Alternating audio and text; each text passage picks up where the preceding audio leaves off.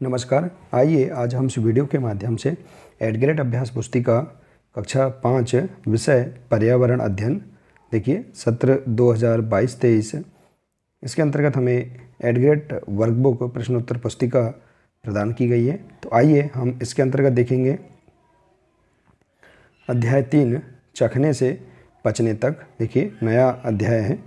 इस अध्याय के सभी प्रश्नों के आंसर हम किस प्रकार से अपनी पाठ्यपुस्तक के आधार पर हम पूर्ण करेंगे, आइए आज हम इस वीडियो के माध्यम से जानेंगे। देखिए यदि आप इसी प्रकार से इसके आगे के अन्य वीडियो और अन्य विषय के संपूर्ण हल आप समझना चाहते हैं, देखना चाहते हैं, तो आप हमारे इस चैनल से जुड़े रहिए। इस चैनल को सब्सक्राइब अवश्य कर लें, साथ ही बेल आइकन को प्रेस ज़रूर कर लें ताकि आने वाले सभी नए वीडियो सबसे पहले आप तक पहुंचते रहेंगे। तो आइए देखते हैं पार्ट 3 चखने से पचने तक।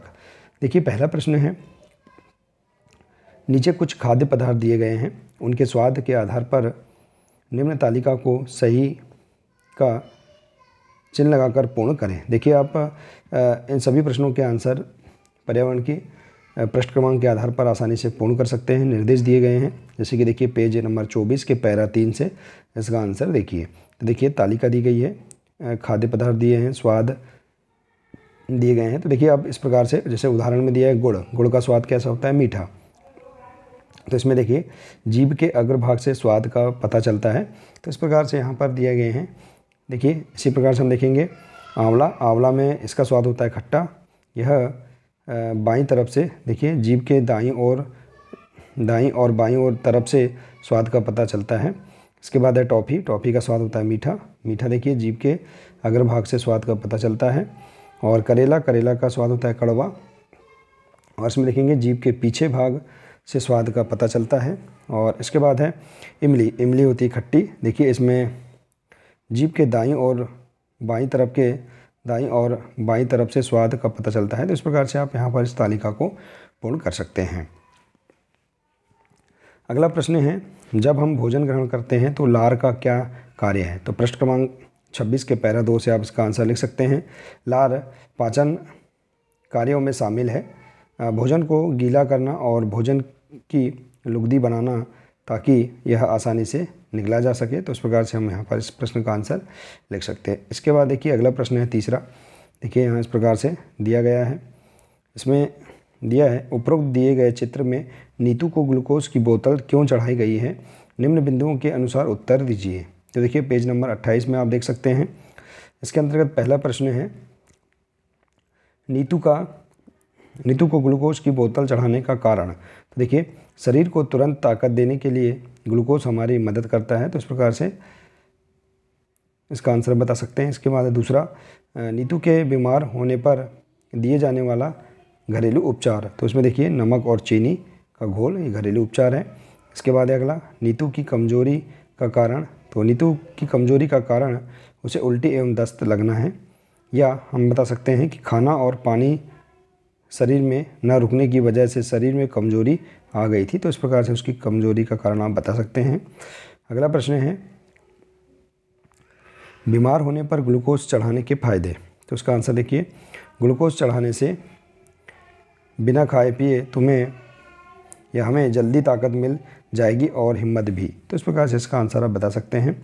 इसके बाद देखिए अगला प्रश्न है, नीतू की टीचर हॉकी खेलते समय ग्लूकोज का घोल क्यों पीने को देती है। तो इसका आंसर देखिए, खेलते समय पसीने के रूप में हमारे शरीर का बहुत सारा पानी निकल जाता है और हम थकान महसूस करने लगते हैं।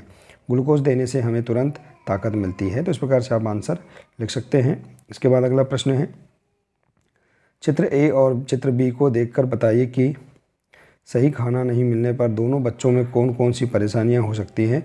इस आधार पर दी गई तालिका को पूर्ण कीजिए। तो देखिए पृष्ठ क्रमांक 32 से इसका आंसर आप देख सकते हैं। चित्र देखिए, इसमें एक कमज़ोर बच्चा और एक मोटा बच्चा दिया गया है। तो तालिका को हम पूर्ण कर सकते हैं।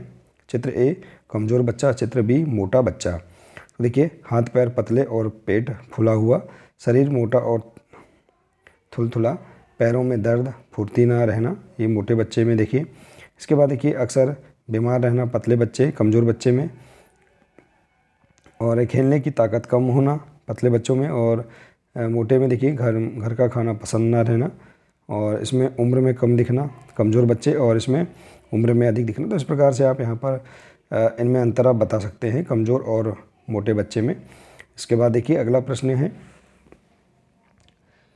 डॉक्टर बोमोंट की तालिका अनुसार तालिका में दी गई खाने की चीज़ों को पेट में पचने में कितना समय लगता है, तालिका पूर्ण करिए। तो देखिए खाने की चीज़ें और पेट में पचने में लगा समय, जैसे कच्चा दूध को पेट में पचने में लगा समय 2 घंटे 15 मिनट, उबला दूध 2 घंटे, पूरी तरह उबला अंडा 3 घंटे 30 मिनट, कच्चा अंडा फेंटा हुआ 2 घंटे और कच्चा अंडा को 1 घंटे 30 मिनट। तो इस प्रकार से आप इस तालिका को पूर्ण कर सकते हैं। अगला है एसिडिटी क्या है, यह क्यों हो जाती है।